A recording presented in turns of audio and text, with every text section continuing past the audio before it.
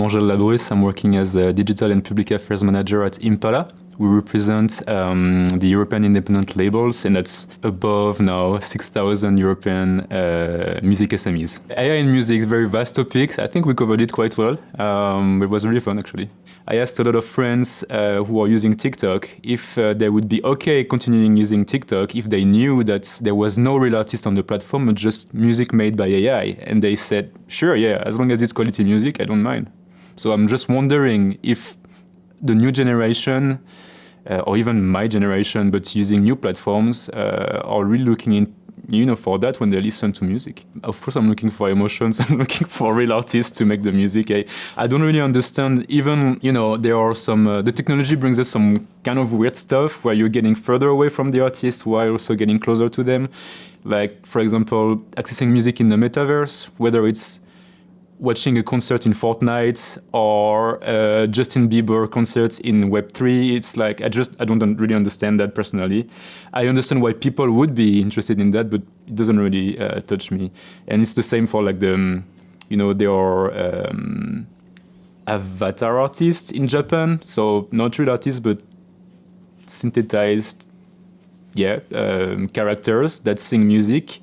And people love it. I just don't understand it, but people love it. So that's what's important. You need new stuff for everybody's, everything can be done. Every unimaginable thing can be done. I really hope so. It just has to be based on the fact that copyrighted content is protected content and needs to be licensed. That's all. Then everything can be made. It's amazing what people are creating. It's so great. The new Beatles song also, it's amazing, all these kind of things. I think in more general terms, it will be the friction between innovation and the protection of what exists. And I'm talking definitely about protected content, again, the copyright. There is a friction. It definitely doesn't mean that it's unresolvable. And it has been the case for years now. The Independent were the first to license Napster. Streaming is used by a lot of people today, so there are possibilities. It's just that it starts always with some kind of friction, and we need to bypass that and work together to just, create this world where everybody can create whatever song they want, merging two styles together, and make sure that the artists are remunerated from that. It's going to be. So it depends what you mean by copyright, because what I mean is that we need the original artist, the artist that whose work has been used to create the new song to get a percentage of revenues on that. We will debate a lot on how remuneration is done, but if your work has been used to create something new, it has to be remunerated from it.